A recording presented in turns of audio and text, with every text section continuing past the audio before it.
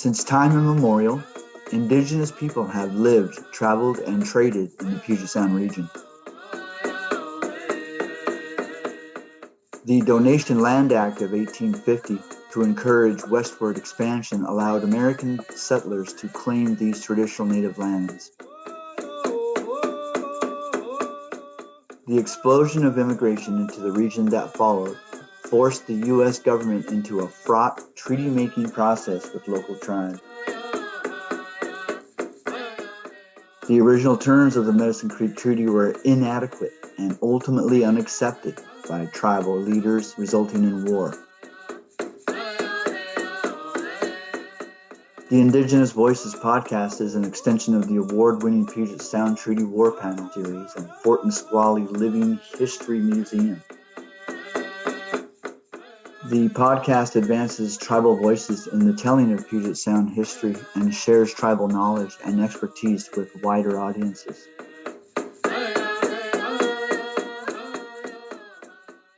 Hello, my name is Warren KingGeorge.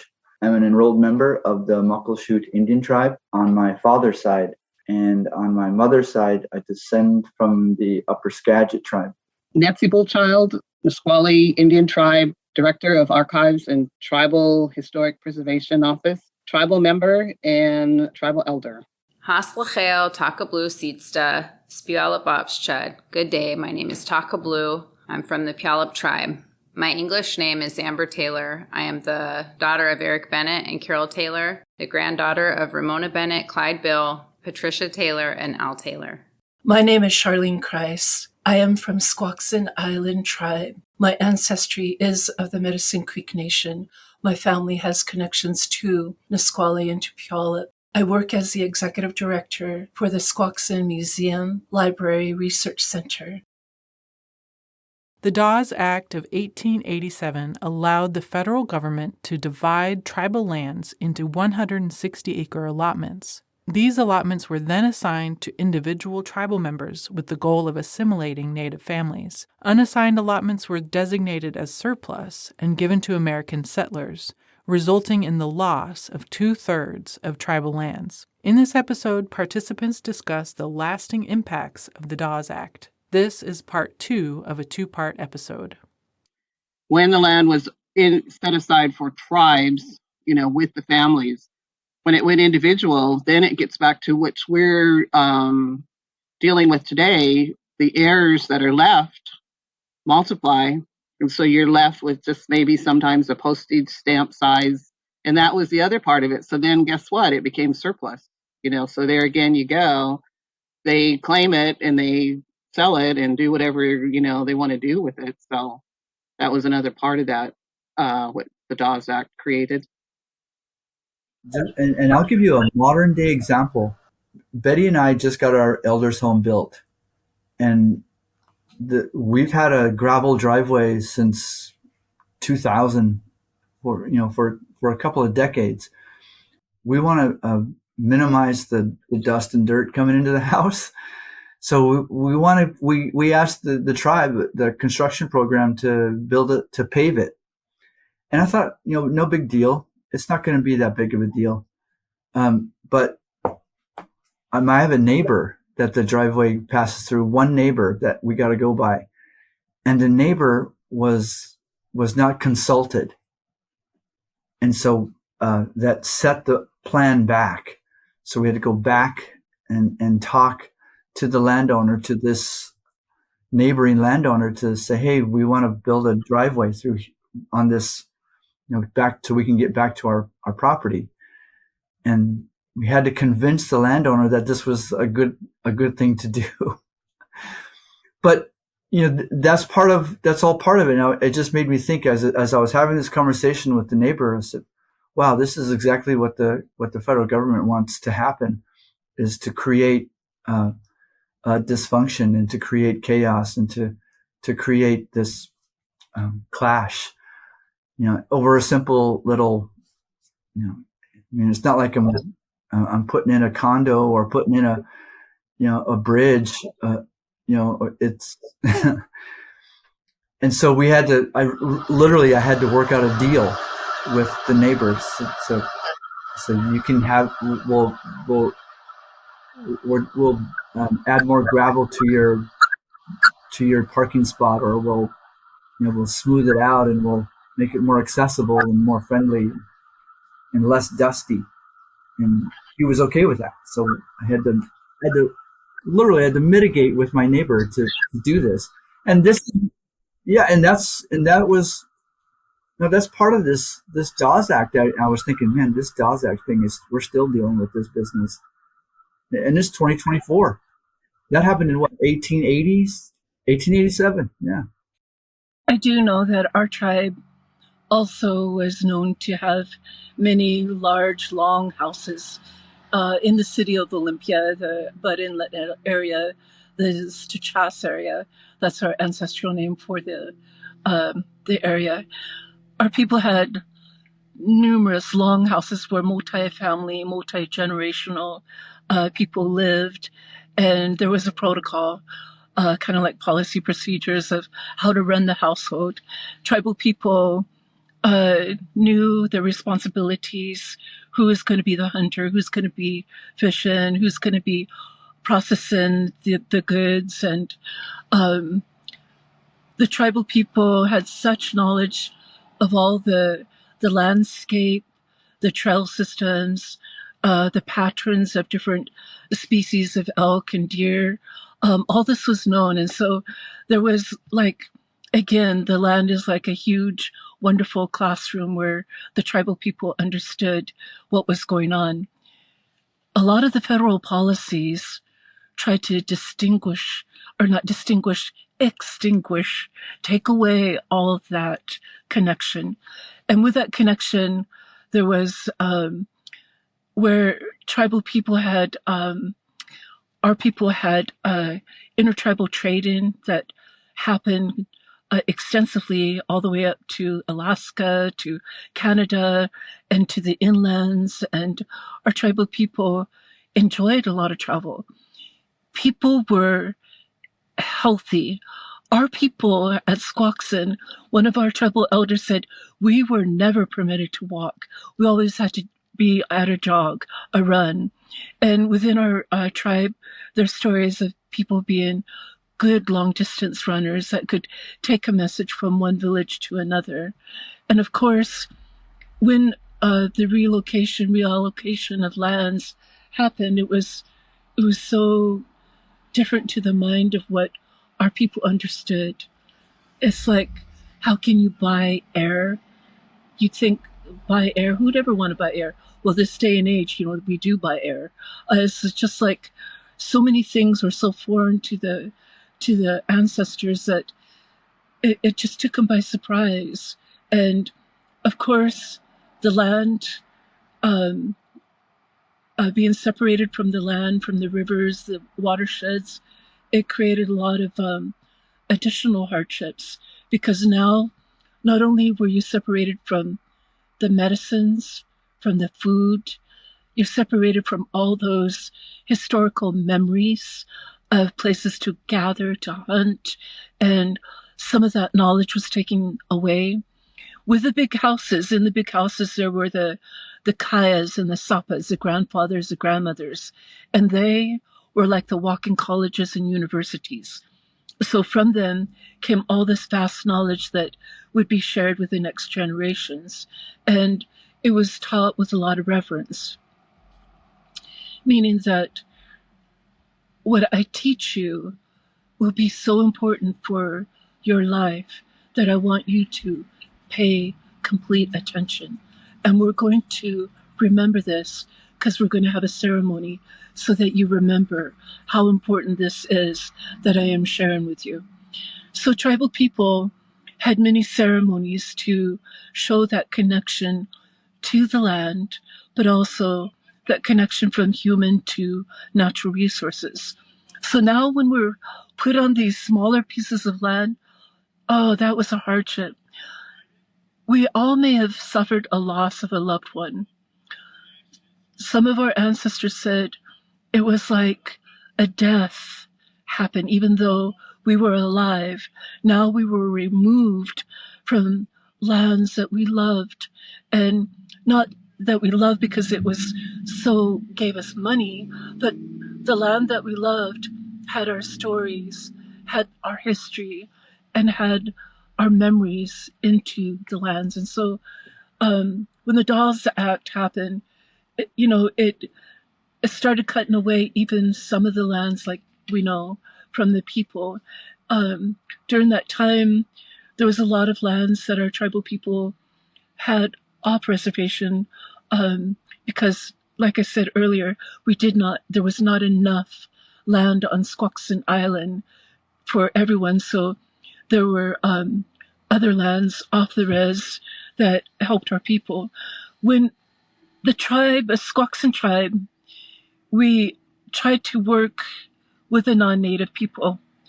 Yet at the same time, there was that language barrier and there was a different understanding of how things should be done. We had our own way. And because we had our own way, often with the way of the teachings, they were frowned upon by the new early pioneers because of their belief system, and our belief system were totally different. And it's hard to believe, oh, that shouldn't clash because we're talking about land. Oh, yes, it does. Because within the land, when you go out into the great, like, virgin timber, it was like our cathedral. It was like our sacred place. Like how when people go to their synagogues or their churches with the huge steeples and they anoint themselves with the holy water, our people would visit certain places, if it were up in the hills or the mountains or by the rivers, and those were the sacred places. And now we were not allowed to go there because now they were private property. There were so many adjustments that created a much hardship upon the people. Education. Our tribal people were highly educated. We understood the natural science. We understood psychology of people. We understood about talking, about negotiating conflict resolution. And here's an example. We have a game called Slahau, the bone game, and it's a wonderful way of where our people sing and they enjoy it. Our bone games were used as a way to help solve problems that may have been happening between two different groups of people. And our people were not always warfaring. Many of our people understood how important it was to have peace and to be able to get along with one another. Separation from land also meant separation from food. Many of our foods, of course, were in the watersheds, and those foods are recognized even today being filled with a lot of antioxidants and good minerals and vitamins that help your whole system. Our people understood this, and they understood the value of good food and having that good company. Company, I mean, in this way, where there were times where our tribal people gathered together. We have stories of how people would visit in Olympia, and our people, because of the wealth, would allow people to live months on end. And in that time, there would be a lot of exchange of knowledge, but also the ability to socialize, which is so important for the well-being of people. So when the people were removed from the ancestral land, it created a lot of social, I would say a lot of social structural damage for the people. And the Congress, after the treaty, I think it was 1870s, where there were no longer treaties being negotiated with tribes, then Congress now had more authority and power, and Congress passed a series of laws that authorized the Secretary of Interior to lease Indian lands to non-Indians. And on the island, we had this problem where a lot of our shellfish beaches around the island, and our island is not very large. It's only like 5 miles long, 2 miles wide. And on that little island, there were places where the federal government had allowed lease of the tidelands. Unbelievable how there was so much taken, and even a couple drops of water in a cup, they wanted that too. Coming from a tribal person who has heard a lot about land and the struggle that our people have had regarding the federal laws, it's been a hardship. And, we have become more educated when we start delving into the history, but when we start also looking at the federal laws and the legal system that has happened, and how much impact it has given to, I don't want to say that in a positive way, but it impacted the tribal people. I recall back after the Judge Boat decision, which was 50 years ago, so 1974, I relinquished from my mother's tribe, Colville Confederated Tribe, into my father's tribe. I always lived around here and knew about my family. And, but coming back to my tribe, being an actual enrolled tribal member, even though I knew I was a member, what I noticed as a young person is we were so land poor. We didn't have much land, mainland. But a lot of my people, my family, lived here in this area called Camelchi. Camelchi in our language means peaceful valley, and it's a beautiful valley. And our elders back in the 70s purchased an annex school, which we turned into a tribal center. And at that time, we only had like 200, not even 300 people. And the tribal people turned this school into a tribal center. We had our housing, our clinic, our legal, everything was located in this tiny, small, rural country school. And from there, the tribe worked on acquiring land, and they went after grants. They were able to acquire some land just about a mile from the school. And on this land, they were able to start building some houses because our people, we were on that poverty level. We did not have much going on. But as the Judge Boat decision, it was like a calling back home to our people. And when our people returned, many of our people needed a place to live. And acquiring the land up here on the hill was so important.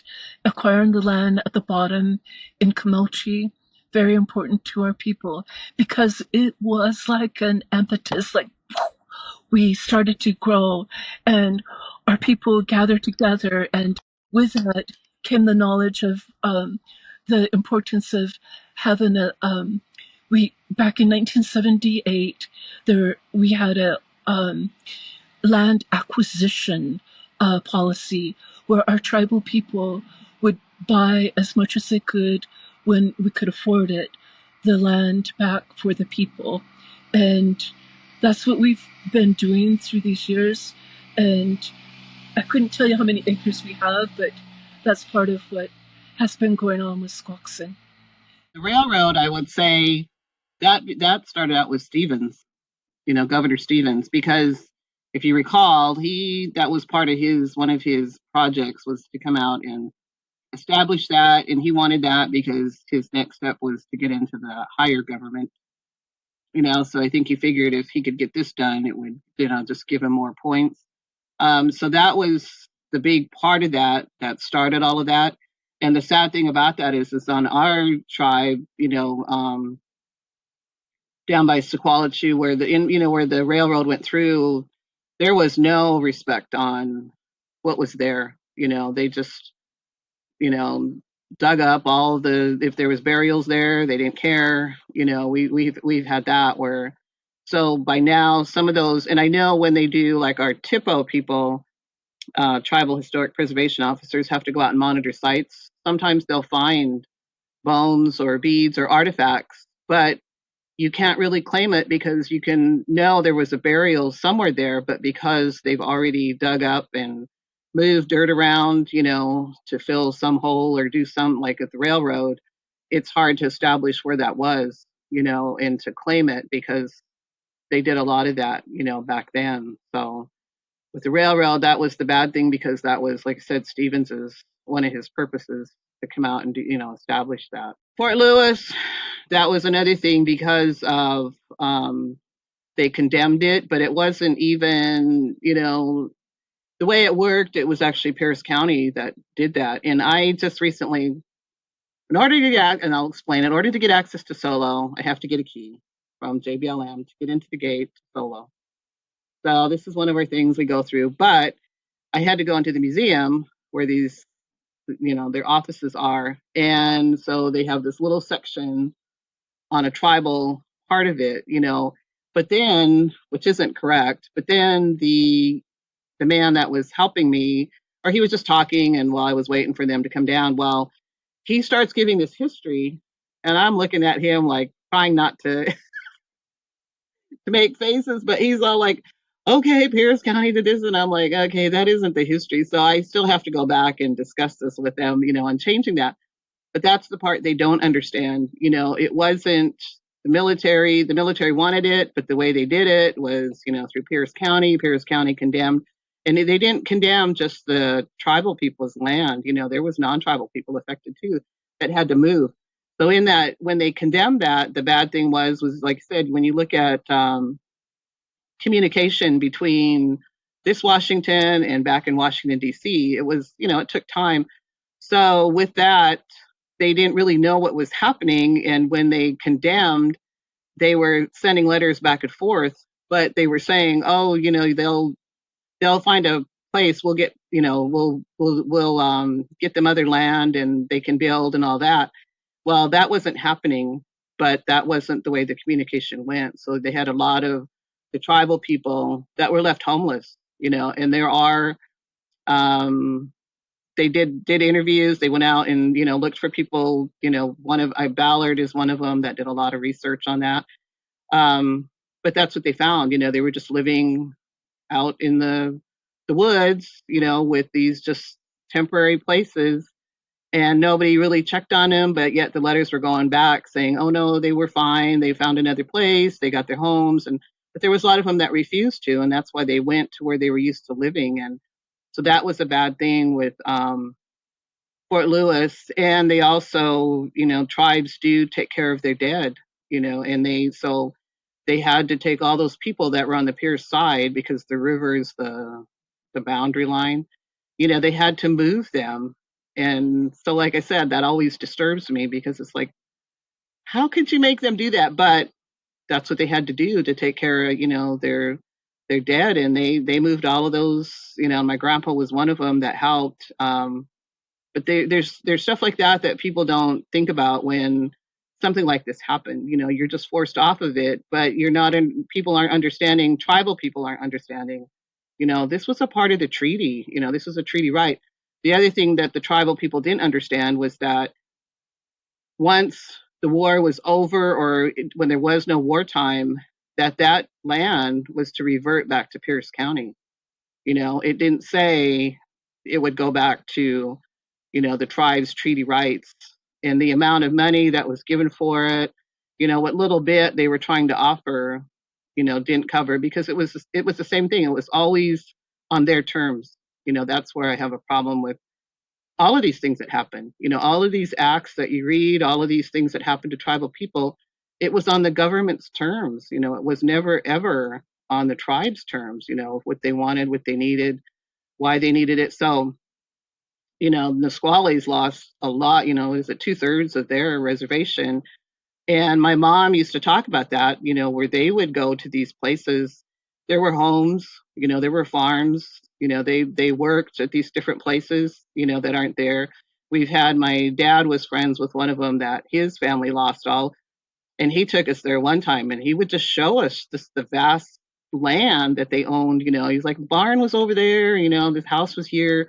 So, they all, the same thing, they lost quite a bit for what they had to do and had to relocate after they had built, these family homes. And, they all got along with the tribal people. So yeah, there's that part of it was very bad for the tribes. And to this day, it's never been resolved in my mind, because there's no records to show, did everybody get what they were supposed to? Back then, people really didn't understand, and every time you turned around, it was supposed to be held in trust for the tribes. So where did all that money go? And if you look in a lot of documents, it'll say that it's like, it'll be held in trust, but it'll go to pay for, if we have to relocate you or you have to do this, and that's not what it was supposed to be. That money was supposed to go to tribes, not to help the government out with, oh, we have to feed, these people, or we have to help relocate them. That's not what it was supposed to have. So it was, like I said, everything that happened was always on their terms, and then it was something for them to go back and change a law, make a new law. And the tribes always got the short end of the stick. So you can see, like I referred to my grandpa, because he did go to a boarding school, did get his education, a lot of them were able to start writing letters. So we have copies of the letters that he wrote, even with the fishing issue, all of that back then. So once they got their education, it did help them to do that and really pay attention to what some of these changes were. And you can see them quoting, this is what it says, but this is not what you're doing. So that helped them a little bit to fight, for some of the stuff that they were trying to get back. So for land acquisition, yes, some of that was returned during the 88 settlement. That was also referred to as the 1990 settlement by some of the younger folks, but because that was when everything was finally completely finalized, I guess we'll say. Some land did come back. The Port of Tacoma property did get returned to the Puyallup tribe. And buying land is something, as a tribe that's located in the middle of a city, economic development, we've been very aggressive, especially more recently with economic development. There was a point of time where we didn't even own that agency tract property that I was talking about. That piece of land we had to fight for. That was the Cushman Cascadia takeover. That was when there was a big standoff at that building, and it was being sold as surplus by the federal government to the state of Washington, and the tribe came in and had a big standoff and got the piece of property back. We didn't. My grandma Ramona always says we didn't even own our ancestors' remains, right? Like we didn't own the piece of land that our ancestors were buried in. So that cemetery property was owned by the church. It wasn't even owned by us. There was a time where there were only a few tiny parcels of land that the tribe owned, and it was because it was riverbed property. The Puyallup River had been dredged by the U.S. Army Corps of Engineers, so it used to be a very windy, bendy river, and it was dredged and straightened. And the little pieces of title to that Puyallup River land, it belonged to the tribe, and that it's like our ceremonial grounds.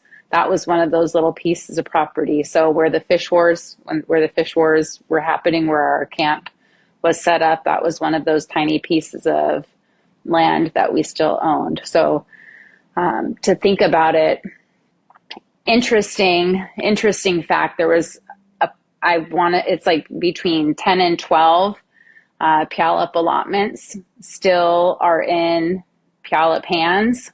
So that land there was 168, I believe, 168 allotments back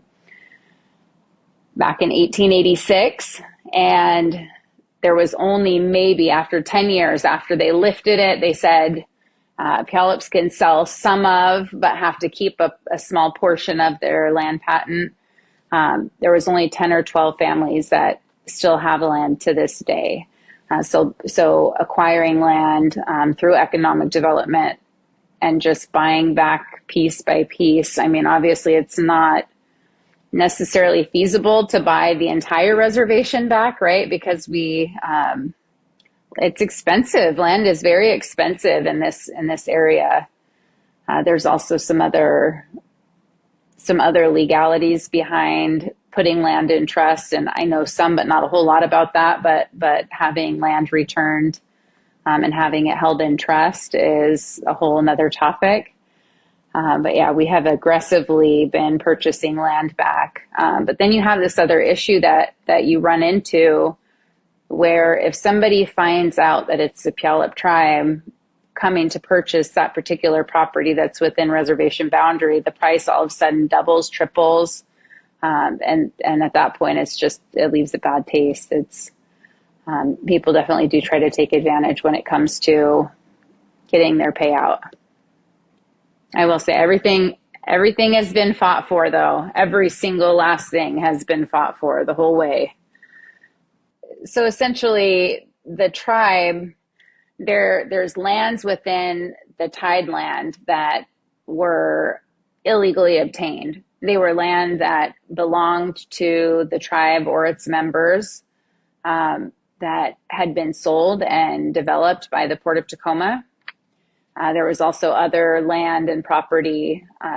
It's very interesting. It was like the second largest settlement case in the United States. I don't know, with a Native American tribe, right? So this was a really big deal in the 80s, and negotiations happened between local cities, counties, business people. So we had like City of Fife, City of Tacoma, Port of Tacoma.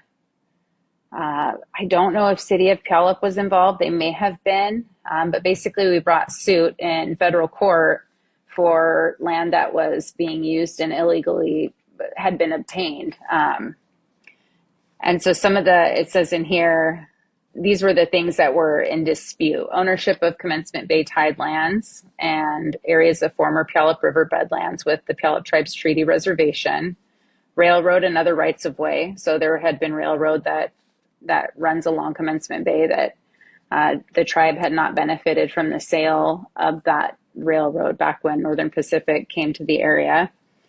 Control of fisheries, resources, and habitat, and jurisdiction over law enforcement, environment, navigation, and authority in areas of land use, and then business regulation and zoning. So it basically went back on the Medicine Creek Treaty and what lands were reserved, certain lands and rights, including fishing rights. And then we had the Puyallup Reservation that was established by executive order in 1857. And then in March 11th, 1891, a report of the Puyallup Indian Commission on allotments, and 1896, the second Puyallup Indian Commission describing problems with sales of allotted lands. So there was basically issue. I mean, we had so many bad things happen like through the allotment system. There were families that were completely obliterated, and nobody, I mean, the craziest of situations occurred here. People would adopt Puyallup kids. Like there were so many things happening. That kids were in boarding schools and they were the heir to a particular parcel of land because their entire family was completely obliterated. They all died. They were all gone. And for some reason, they did not know that child was in the boarding school, and this land was sold out from under them, right? So there was all these different transactions that were happening. So that's basically the tribe brought suit, and there was negotiations, and even within the tribe, there was a lot of discord. Like we couldn't agree on whether or not we wanted to settle or whether or not we wanted to say, this is our land, this is our reservation. We're gonna tax all of you that live on this reservation because this is, because you all live on this reservation. That really could have been done. I-5 was built without the permission of the tribe, and it runs directly through our reservation land as well. So there was all of these disputes that had happened, and we finally brought suit and came to an agreement. And from that came things like I said, that port property. We got some land that was returned back to us. There were supposed to be training opportunities, so jobs. And during this time, we were not wealthy people. Like, we didn't have gaming at that time. We were not a wealthy. We didn't have as many prospects. There was still racism was still a real issue. It still is an issue, but it was a real issue at that time. It was hard to get employment. We were just coming out of all of the fishing rights and all of the things that had been happening. And so the settlement was a huge deal. So it was $24 million was the payment that would go to individual members.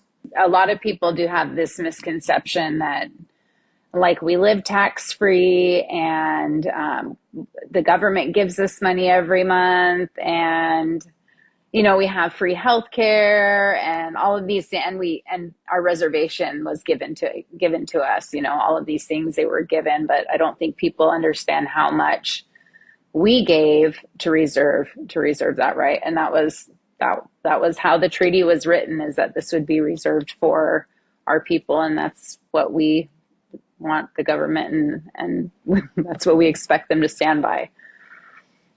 I remember a conversation I had with an elder from Suquamish. He comes from the Henry family, and I remember sitting with him, and I was doing an oral history on him, and he was talking about being raised by his grandparents, who were at the time his neighbors. So he spent a lot of time at his grandparents' house next door, and he says that he has relatives in Yakima, and was trying to explain to me how that happened. And he says basically what happened was that his relatives, his grandparents, great grandparents, were actually from the Swinomish area, and were trying to get allotment land there, and were unable to. They simply ran out. They ran out. There was no more land to be distributed, no more land to be allotted. And so his great grandparents went to Suquamish and just kept going to all the reservations up south from Swinomish along the Puget Sound, and were being denied because there was no more allotment land available. And he says eventually they landed in Yakima, and he goes, even though they were not from there, that's where they ended up. That's where they were able to find land during this allotment era, this Dawes Act era.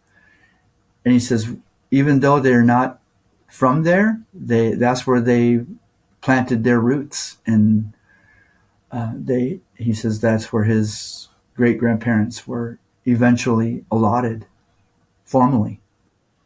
But not only are there these familiar last names through intermarriage, but also through this Dawes Act. There's horrible stories, testimony of our ancestors being taken advantage of for their land. And over time, a lot of our relatives here post-treaty haven't forgotten about that. And so there's been a lot of effort to recover or reclaim original allotment lands. And like you mentioned, it's an expensive route because the fair market value is so outrageous here in King County and Pierce County. I would imagine Washington State and this region alone. I mean, it's ridiculous to purchase a house in this region today. But historically, it was bought on with pennies on the dollar, and it was like Nettsie referenced earlier, that it was utilized for its natural resources, and after those resources were taken and abused, and then it was either abandoned or sold back to one of the local governments, or just left alone and abandoned. So the tribes, the ones who have the resources, the ones who have an economy that are lucky enough to live close enough to cities and towns that support their enterprises, this income provides us an opportunity, an option to pursue recovery, land recovery. And I fully understand there's tribes that are isolated that don't have access to begin an enterprise and have it be supported.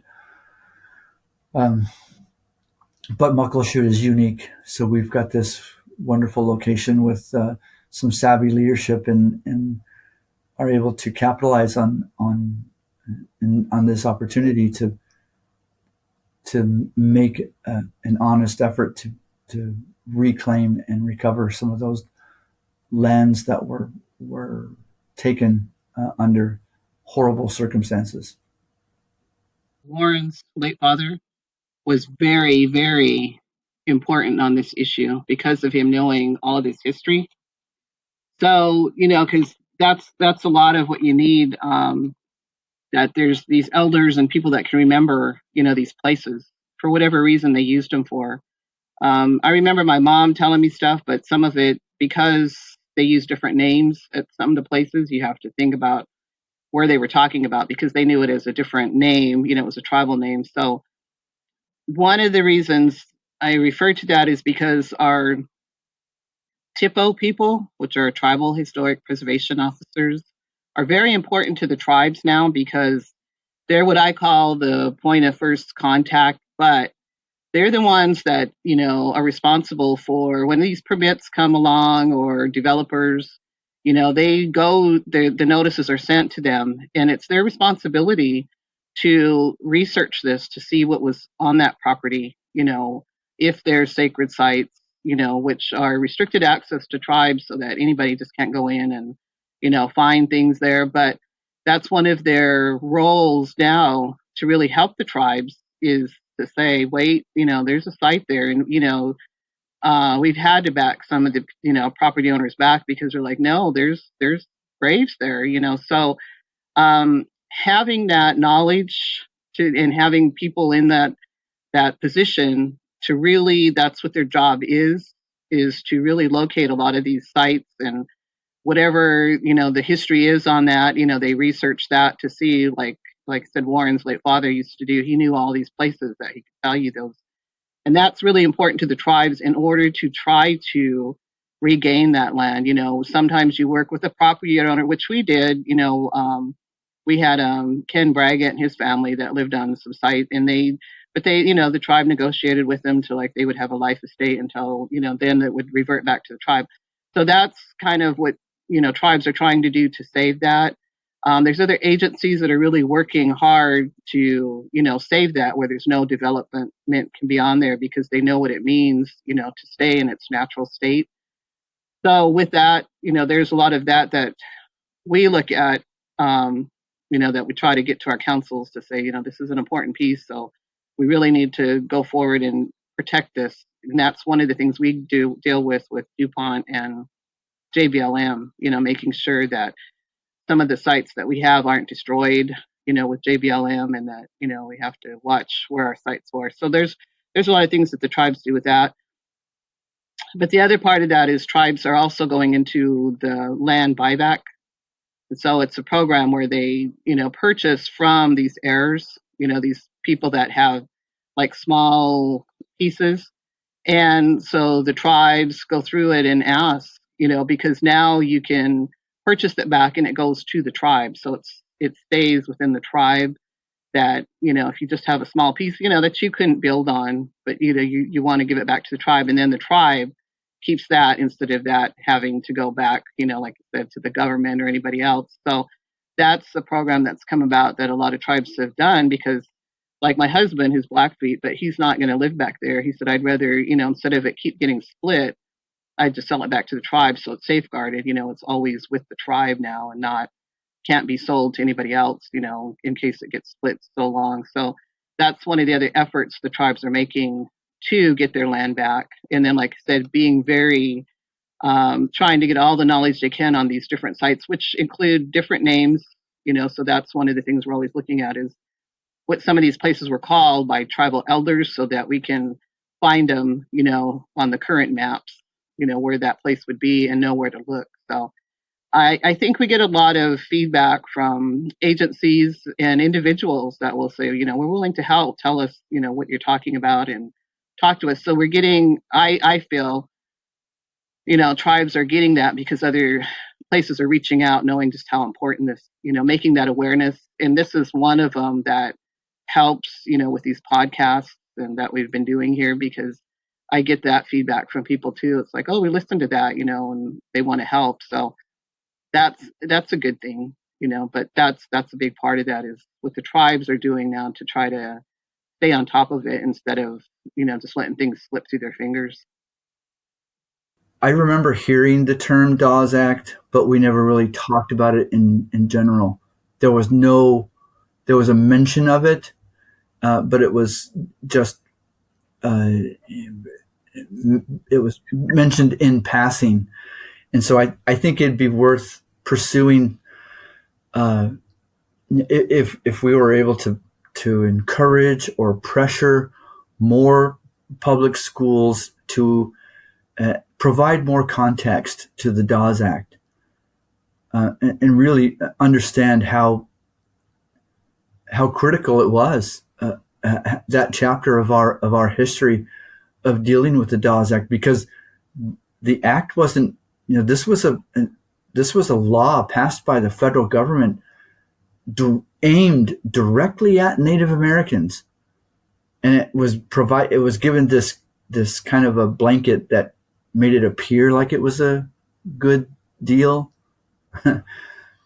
But understand that there was a huge repercussions. There was this ripple effect that we're still feeling. You heard my testimony that we're still dealing with today. And so I think it's important that our neighbors understand, what the tribes have really gone through, and why we feel the way we do about the natural resources, why we feel the way we do about these post-treaty villages that we live in. And I always try to remind people that ask me some of these questions too, is really look at a timeline, pull out a timeline and go down. I mean, it'll open your eyes to all of these acts that have happened and why they happened. But people just, it was just like a blink of an eye. They did it. And then they're like, oh, made a mistake, so we'll do away with that. But they don't realize what devastation it did to tribes. The Termination Act, all of these things that happened, and these tribes had to fight back years. It wasn't just like, oh, they did it one year and they revoked it the next year. You're talking some of these tribes had to fight 20 years just to get back some of the stuff that was taken away from one act that was created. So it's always good, like I think, like you said, in the education part of it is to, really do the timeline. And I did have one school do that. I said, give me a timeline on what you guys are looking at.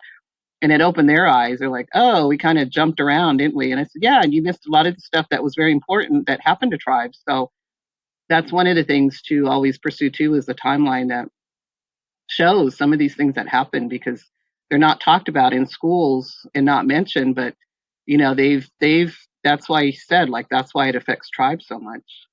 When we use that term, or we hear the term assimilation, this Dawes Act falls right underneath that. It's right in line with that whole term, that general term of assimilation. But even our own people, it's another thing they don't understand, because it wasn't taught in school. But even if it was, we had just had this conversation with one of the trainings I went to. We talked about how a lot of the Native students, me being one myself, because I dropped out in the ninth grade, that's not what school was all about. It wasn't about going to school to get an education. It was going to school because we've said some of the kids were like, you were going to get a free meal. You were going to a safe place. There was violence. There was just, alcoholism, just different things like that happening in the home. So, sometimes it wasn't the making grades, it wasn't you were going there to pass or anything. So in that context, it would be hard for even some of our tribal people, at whatever age, to understand if they're not going to school to learn, really learn things. They're going because of the different situations. And that's why you get that with some of them not really understanding today. And they'll ask, what does that mean? Or what are you talking about? So like I said, what I've said before on these other podcasts and panels was, I use my daughter-in-law and my niece as examples. It took them to get to college and they still didn't understand. They didn't understand what this meant. So that's, like I was saying, there's something wrong with this picture, that for people to understand it, but for even our own people, and when they question, it's good. It's like it's a hard thing to talk about, but it's good that they're asking the question, because at least, you can give them an answer of what they don't know and understand things. So.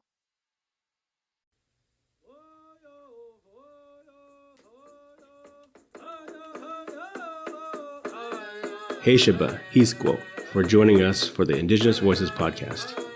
Indigenous Voices is available wherever you get your podcast. Follow and subscribe at fortnisqually.org.